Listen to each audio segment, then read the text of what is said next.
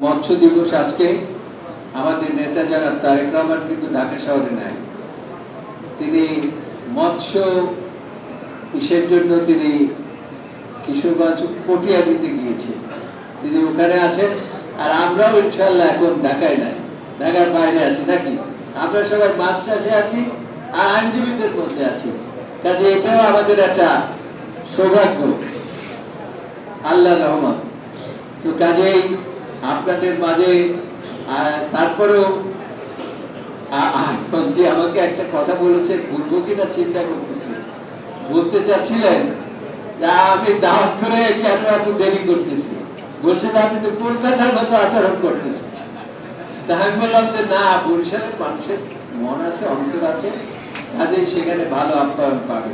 আমাকে গোসলটাও করতে দিল না। যাই হোক, আমি আইনমন্ত্রী সাহেবকে বলবো যে মাননীয় আইনমন্ত্রী, আপনাকে যে কত এই আইনজীবীরা ভালোবাসে এবং আপনার সামনে দুটো কথা বলতে পারলে ওরা তাদেরকে এনকারেজ ফিল করে, সেই জন্য একটু সময় নিয়েছে। আপনি মনে কিছু করবেন না। আর আমিও আপনার ডাকে সাড়া দিয়ে গোসল না করে চলে এসেছি আপনার ভয়। তো কাজেই আপনি এখন কি কারণে যে এসেছি সেটা আপনার বুঝতে হবে।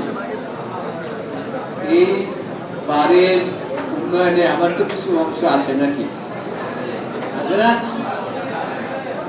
এখন তো গরিব মানুষ কাজে বেশি উন্নয়ন করতে পারি না, আর গবেষণা থাকতে পারি না, মানুষের মধ্যে থাকি।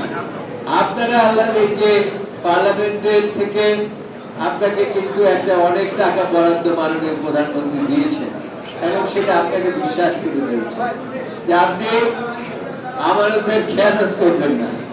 আর বরিশাল বারে যদি কিছু দেন, বরিশাল বার হচ্ছে আমি মনে করি বাংলাদেশের মধ্যে সবচেয়ে একটা ঐতিহ্যবাহী বার। এই বারে এক সময় এটাকে বলা হতো একটা রিচ বার। এই বার একটা সমৃদ্ধশালী বার ছিলেন।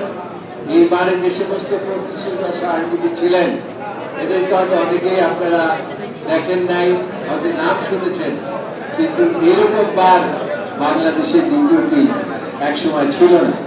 কাজে সেই বারে অনুষ্ঠানে আপনি এসেছেন প্রধান অতিথি হয়ে। শুধু প্রধান অতিথি হয়ে নয়, এখানে মাধবীর মালাও আপনি পরিয়ে দেবেন ইনশাআল্লাহ।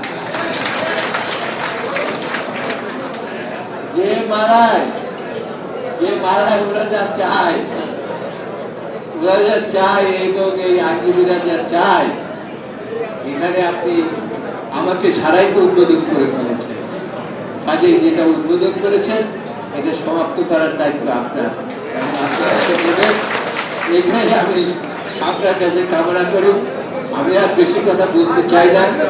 ভাইরামান, আপনারা যা যা চান, মনটা অনেক বড়, আত্মাটা অনেক, ইনশাআল্লাহ এই দায়িত্ব আপনাদের নিয়ে চিন্তা করবেন না, ভাববেন না। এবং আমার নাতিও আছে, আমি আছি এক পাশে, নাতি আর এক পাশে আমি আছি। কাজে কোনো অবস্থায় ছাড়া পাবেন আল্লাহর রহমত।